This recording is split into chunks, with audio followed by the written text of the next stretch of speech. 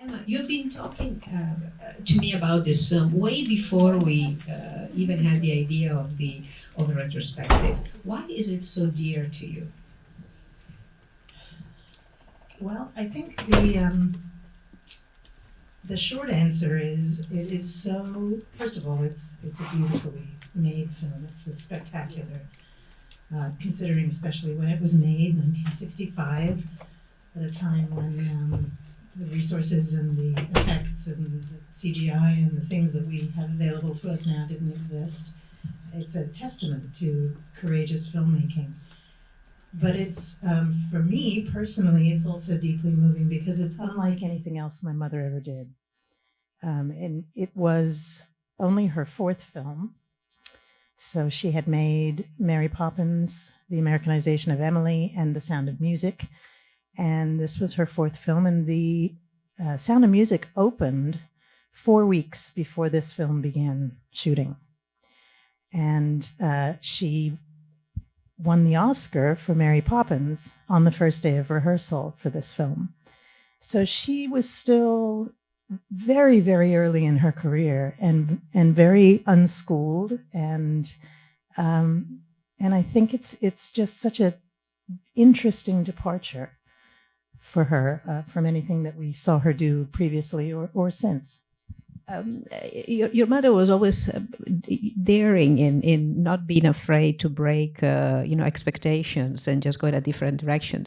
In your conversations, what did she tell you that she loved about this script? Well, I don't know if you know, but I collaborate with my mother on her memoirs, and in her second memoir, we wrote about this film at length. And we had the wonderful experience of watching the film together and hitting pause every time I had a question and taking notes. And she kept a very extensive diary during the shooting of this film.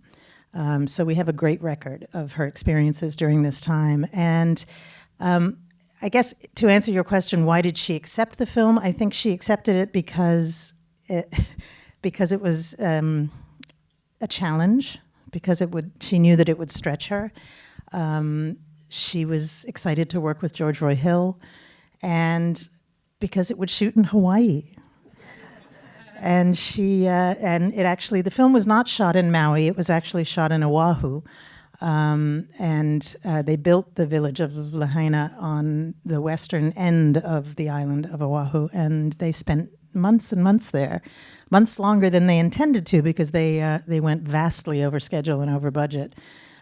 As I was saying at the beginning of the screening, they went over budget, and at some point there was an attempt to replace the filmmaker, right? And what happened? Yes, so largely due to weather, which in Hawaii, if any of you have been, you'll know that it rains 2 or 3 times a day. Randomly, the sun will be shining and it'll be beautiful, and then suddenly there will be a rain cloud move in and there will be a sudden storm. And so they had very unpredictable weather almost the entire time they were there.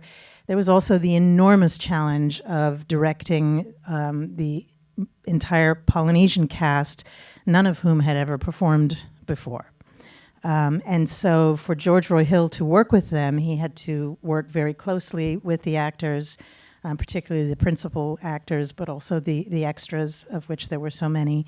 And it slowed things so considerably that they averaged 2 takes a day, most days. And it went weeks and weeks and weeks over budget and millions of dollars over budget. What was originally a $6 million budget ended up being a $15 million budget film.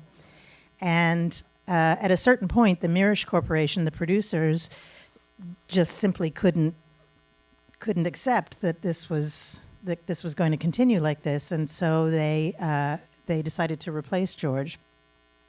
Also, because he had at that point, knowing how over budget and over schedule they were, he had asked Dalton Trumbo to come to Hawaii and cut the script.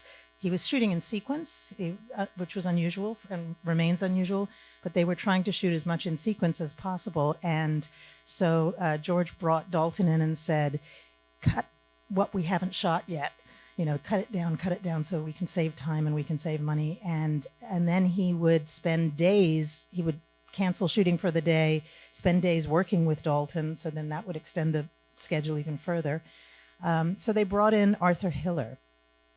And George had heard rumors that he was going to be replaced, but he hadn't heard who was going to be replacing him. And just prior to the announcement that he had been fired, John Ford showed up on the set. And George assumed that John Ford had been hired to replace him, and he thought to himself, well, I can't compete with that. So I'll be very gracious and welcome John Ford to the set and wine him and dine him and let him take over because he's the master. And in fact, John Ford was just on vacation on his yacht.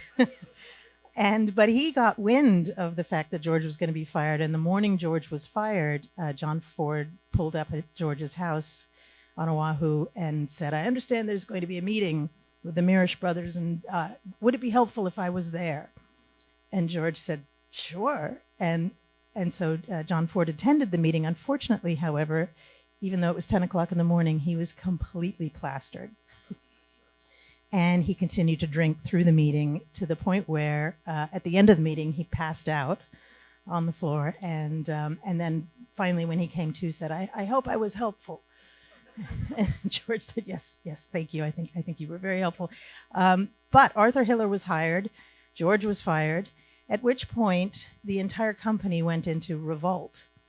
And the entire cast, particularly the Polynesian members of the cast, walked off the set and refused to come back on. Jocelyn Legard, who played the Queen Ali'i Nui, went into hiding. And the casting director, Marion Dougherty, who had cast the entire film, including all the extras, took her files, which had all the contact details for all of these actors, and gave them to a friend on the island and said, please hide these somewhere so that when they ask me where they are, I can honestly say I don't know. And there was nothing Arthur Hiller could do. There was nothing the Mirishes could do. The movie could not continue. And so George was reappointed. And when he came back on set, apparently the morning that he walked back on set, the entire company greeted him by singing the Hawaiian anthem. And then they had a luau that evening where they presented him with a lei that was reserved for royalty. And that's how beloved he was by the company, because they knew that the casting director, Marion, had, when she had come ahead of him, several months ahead of him to find the actors for the production, she had told them, she had spread the word, and she'd gone high and low to schools and churches and police, the people carrying the dory with the Ali'i Nui inside on their shoulders were members of the local police department. And so she'd gone everywhere to find these actors. And she had told them that George's intention was to shoot a film that showed the beauty of the Hawaiian people and of their culture and of their islands. And that he wanted to celebrate that and to show, how damaging Western culture and Western civilization had been. And they were thrilled by that, because every other movie that had been made in Hawaii prior to that time, Blue Hawaii, Gidget Goes Hawaiian, some of these other films that were made had used, people who were not Hawaiian, often people who came from other countries entirely and were wearing makeup and so forth. And so for the Hawaiian people, the fact that George was committed to authenticity and that they cast it entirely from the islands, with the exception of Jocelyn Legard, who they had to find in Tahiti because they couldn't find anybody of her stature in Hawaii. As you said, the perspective of the film is kind of unique compared to what the picturing how Hawaii was at the time, and part of the interest lays in the fact that Dalton Trumbo was one of the two screenwriters was blacklisted. It was one of the Hollywood 10. So and you just started getting his credits back at the end of the 50s. Before it was uncredited. So this is one of the films where you can see his name, yeah. And I think he really brought a perspective that is unusual in a production of this scale. So one has to commend the Mirisch company to their making a film that clearly was a big budget movie that offered this perspective. Absolutely. It was only 5 years previous that his name had been reinstated on Exodus, I think it was. Yeah, so it was an enormous act of courage on their part. As you said before, there were no CGI here. So what you see was done, was physically done. It must have been an incredibly harsh shoot for your mother, physically speaking. Very, very physically challenging. Some wonderful stories about that, actually. One of which was in the fire sequence in the church. George wanted, as with everything else, authenticity, and so he would not allow my mother to use a stunt double for that scene. He wanted to be able to see her face up close, and so they wired the hem of her skirt with a fuse that was to ignite at a certain point, and she had asbestos leggings and a fireproof underskirt on and so forth. But the first time the fuse caught, it caught too quickly and started to race up the costume and take over. And the fire department had to come and smother her with blankets and throw her to the ground. And then the real church, the church really caught fire. And all of a sudden, the entire Hawaiian fire department were racing up the hill with their fire trucks and so forth. And eventually, they managed to get back to shooting. And there's a scene just before her skirt catches fire where a piece of the roof is supposed to fall off next to her, which ignites her skirts. And she had to, the scene called for her to sort of run close to the church, the pitch to fall off the roof and ignite her skirt. And the first couple of times she ran up, the fire was raging and it was very hot. And she, ran away. And George said, no, not close enough. You got to get closer. I can't see the flames. You got to get closer. So she ran again. No, we can't see the flames. You got to get closer. You got to get closer. And eventually she started to get really angry with him. And she was like, Jesus, George, now, can you see the flames? No, we still can't see. Julie, you've got to do it again. You've got to do it again. Meanwhile, she was getting blisters on her skin and there was cinders in her eyes and mouth and hair. And she finally said, George, you do it. If you can do it, I'll do it. And to save face, he did. He said, all right. And he got up and he ran in and he quickly ran away and he said, my God, that is hot, isn't it? But they did finally get the take. And when it was over and he said, all right, that's it. That's a wrap. We got it. Mom hit a high C to release her tension and got a round of applause from the company. And of course, the next day at Daly's, they were watching the rushes the next day, and everybody was laughing because the flames were perfectly obvious on screen, and all you could hear in the background was George going, nope, can't see a thing, we need more, closer, Julie, get closer. And there was just plenty of flames everywhere on the and at that point Mom joined in the laughter. You were on the set, right? I was, yeah. And what are your memories as a child? Well, I was only 2.5, so my memories are very limited, unfortunately. But yeah, I was definitely there, and we were there for quite some time. You want to raise your hand if you have any question. Right there. Oh, thank you. It was the most amazing afternoon and evening, and my adoration of your mom, just made it extra special to be here. But just hearing you say that you were 2.5 helps me understand the birthing scene.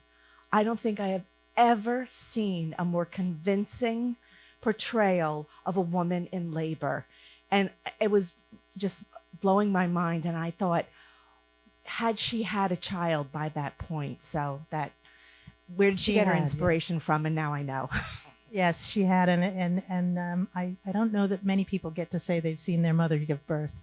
So, so yes, it's an amazing scene, and the story she tells about that scene is that she was evoking her birth experience with me, but what was very moving about it was that she and Max von Sydow, who were very close and great friends, had a sort of an unspoken pact not to drop character or to lose the mood of the scene that day. And it took an entire day or possibly 2 days to shoot.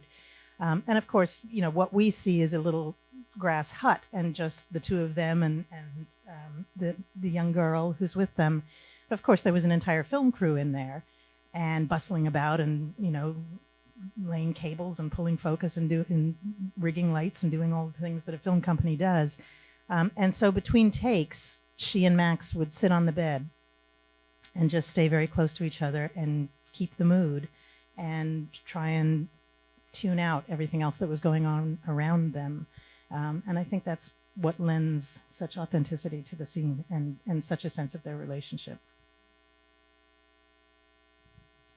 Since I know, research, did your mom read the book Yes. before? Yes, she read the book. Script? Absolutely, yeah. And the book is only a fraction, the script is only a fraction of the book, as I think you said, Giulia. It's only the third Pretty chapter. much the third chapter, yeah. Yeah, but when they the first thing they shot was all of the New England scenes, and they were shot in Old Sturbridge Village in Massachusetts, which is a sort of a recreated historic village. And when they were there, Michener came to the set and visited them and presented everybody with a signed copy of the book. And so, yeah, she So still as a has it. follow-up to that, with that kind of research and the story of George Roy Hill, do you have any idea how the script that was in her hand, how many pages it was? I don't, unfortunately, no, I don't. Obviously, I do know, though, that it changed constantly. I mean, the original script was written by Daniel Teradash when Fred Zinnemann was still on board. And Zinnemann's vision was to make an 8-hour epic in 2 parts, so that you would have to go to see the first 4 hours in the afternoon, and then you'd come back and see the second 4 hours in the evening. And that's the script that Daniel Teradash wrote, at which point Mirisch fired Teradash and brought on Dalton Trumbo. And then there was tension between Zinnemann and Mirisch, and Zinnemann left to make A Man for All Seasons, which is when they brought on George Roy Hill. Yeah, I think the original idea was to do the entire book, and then it was condensed, and then there would be a sequel, which was the Hawaiians with Charlton Heston. Yeah. Yeah, and the original vision of the with the long script, it was Audrey Hepburn, Rock Hudson, and Alec Guinness. Yeah, yeah, hard to imagine. Very hard to imagine. Yeah. Yes, it's called The Hawaiians, and it was a big flop, unfortunately. So. Yeah, and Charlton Heston was in it, which was also supposed to be it was part of the original plan. He was originally going to be Rafer, I think. Yeah. Hold on just a second. Let me give you a mic, because we can't hear. What did your mom think about how dark the movie seemed to be in the end? Some of the messages, some of the images, etc. This is the 50s, late 50s, and I remember as a kid having been just told in the mid 50s or so that I was born in Hawaii, that my mother was a Hawaiian Filipino girl, my father was probably a white guy. When the book came out in '59, it was a sensation. And at 9 or 10 years old, whenever it was, I read it. And all I could think of as a little kid was, man, they really screwed the Hawaiians. So it turns out to be a movie that is as dark as all of that. Yeah. What did your mom think about it? Well, she had enormous admiration for that. She felt that George, this was George's vision very much. It's one of the reasons why he's listed as co-producer. That his vision was to show how problematic the westernization of the Hawaiian Islands was. And, my mom, one of the reasons why she wanted to work on the film was because she felt that was an important message, and that it was important to understand the history and not just, everybody have a great time wearing leis and, drinking Mai Tais and so forth. I mean, it's so much more than that, as you know, and the history that is presented here is very accurate. I mean, this is the character of Reverend Hale is actually based on a real missionary by the name of Hiram Bingham, and this is for the most part a true story, and so she was moved by that and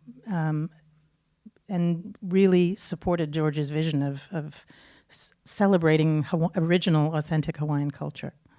And the film was, I think that the most successful film of 1966 to that year. Yes, so it it was. went over budget, but when it came out, it was very successful. It was nominated for 7 Academy Awards, and it was a big success at the time. It gets pretty low score on Rotten Tomatoes now, but back then it was a big success. Of course, the other success that year was The Bible, so go figure. One more there. There's a couple of...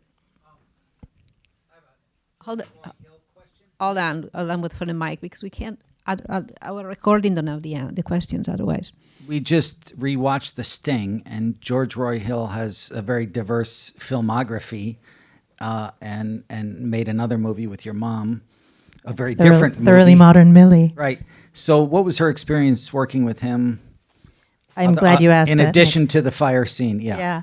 So initially, this was the first film she made with him. After this film, she made a film with Hitchcock called Torn Curtain, and then she made another film with George, Thoroughly Modern Millie, which they wanted to do together just to have fun, after the work that this was. But initially, the relationship was not easy. In the very beginning, the first scene they shot was this proposal scene in the gazebo, and my mother, who had no formal acting training whatsoever, and had come from vaudeville and musical theater, was struggling with the scene because George kept saying to her, I want you to be very, very still. Jerusha needs to be the opposite. All the gauche Puritanism that Abner Hale is, Jerusha needs to be the opposite. She needs to just embody grace and stillness. No, stop blinking, Julie. Just don't even move your eyes. Just absolutely still. And it was very, very difficult for her. And throughout the beginning of the filming, George, including the fire scene, George continued to push her out of her comfort zone and test her. And she had the feeling that he kind of took a little bit of pleasure in seeing how far he could push things and how much he could ask of her. And eventually they developed a real mutual respect and a great friendship, which then made it possible to go on and do Thoroughly Modern Millie. And she thinks it's because he pushed her as hard as he could and she didn't break. And then he came around and had enormous respect for her as a result. But he was tough on her. He was tough on her a lot of the way through before she won him over. This one here. Oh, hold on. Yeah. How was the movie received in Hawaii? How was it received in Hawaii? Yes, if it was shown there. The Hawaiians were very proud of the film. They as you can see, they were very much a part of it. The casting director hired. Her entire casting team were Hawaiian people, and they were extremely loyal and proud of the film that they made, especially because of George's vision for the film. It got mixed reviews across the boards. It didn't get great reviews, but it did make back its nut in the box office and then some, and it did get nominated for those awards. So it was a mixed bag, I think. Thank you. First, it's the first time I saw this movie, and I loved it. But I was wondering if your mother said anything about Richard Harris. Yes. I love those scenes. Yeah.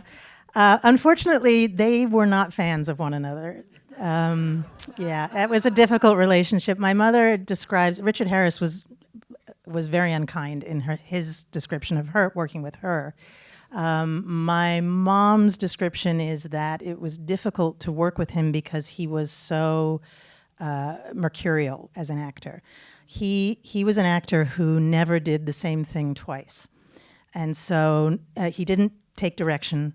He never said a line the same way twice. He never took blocking. He just did whatever he wanted to do. And this resulted in a lot of extended periods of time where he and George Roy Hill would be huddled together arguing about George's vision for something and Richard's, decision not to do it that way or want to do it a different way and so forth. And my mom would be waiting, and time would be dragging on while Richard would be defending his position and George would be asking for what he wanted. And my mom found it very unprofessional. And she wanted to just say, her words to me were, "I just wanted to say, oh, get over yourself, Richard." But she said, but I didn't have the authority to say that, so I just had to wait and let George work it out with him. One last one there. Hi. Your mother and Ruth, the Queen, seemed to have a wonderful rapport. It just came across. It was a great highlight of the movie. Yeah, she was beloved, Jocelyn Legard. And interestingly, it took months and months for the casting director to find her. The actual Ali Inui and Jocelyn were very physically similar. She was, the call sheet casting wise called for a woman over 300 pounds but very beautiful, which was what the Ali Inui was. In those times, largeness was considered a sign of great beauty for Hawaiian women, and it was the epitome for the Queen. So they had to look far and wide, and they had trouble finding somebody who could play the part. They found finally Jocelyn in Tahiti. She spoke no English. She only spoke French and Tahitian, so she had to learn the language, both languages, and in order to come and make the film. And in the beginning, she didn't want to come at all. She'd never left Tahiti. She hadn't been off the island. And when they offered her the job, and they said, "Would you like to come to Hawaii and be in this film?" She said, "Jamais," which means never in French. But they persuaded her, and she apparently, according to my mother, was an absolutely lovely woman with a wonderful sense of humor. And in the death scene, in the scene of her death, she kept, in between takes, she kept laughing and saying, "No cry, no cry. Ali Inui die, Jocelyn not die," you know. And she is, in fact, she was the first indigenous person to win to be nominated for an Academy Award, and she won a Golden Globe. And she's also the only person in Academy history to have been nominated for an award for the only film she ever made. So this was the first film she ever made and the last film she ever made. She went back to Tahiti and finished her life there. Last one. Hold on, for the mic. I read the book recently, and I love the movie, and I love the book. But I always looked at it as three books, really, three different lives of people. And I wonder, when you said that before Dalton Trumbo was assigned to, write the script, and it was originally going to be 8 hours, were they taking us all the way through? To me, that whole chapter about the Asian woman, Chinese woman who's saved from prostitution in Maui, and that whole story just knocked me right out. Especially when John Whipple, the doctor, basically gives her housing and helps her with her children. It's just the most amazing kind of second part, and then third part with the Japanese family and how. Mm-hmm. Yeah, it's an extraordinary book, and that was the original vision, was to tell the whole story, and that's what, of course, is now in the sequel, in the Hawaiians, is that part. Just a couple of tiny little pieces of trivia to enjoy, to send you off with. I don't know if any of you noticed, you probably would not have noticed, but this is Bette Midler's first film. She is, if you look very closely on the ship, she is one of the extras on board the ship when they're traveling around Cape Horn, and she's extremely seasick, and you can see her listing to one side. And she actually had a speaking part, but they ended up cutting it. But she lobbied very, very hard. She grew up in Hawaii, and when she found out they were making the film there, she went to the casting director and begged and begged and begged to be cast, to the point where she annoyed her so much that the casting director said, "Oh, all right," and put her on the crew, on the group of the ship. But she earned enough money from the scenes that were cut in the film to move to New York and begin her serious acting career there. So this was her debut. And then you probably noticed that the two younger versions of Micah, the son, were played by Max von Sydow's children. One of whom was very well behaved, and the other of whom wasn't, apparently. So. Well, and with this one. Thank you so much, Emma. It's a This has been a pleasure. treat. Thank you. I'm glad you got to put it a big, out. It was lovely to see it on the big deserved to be. screen here. And with all the sound and everything. Yeah. Thank you.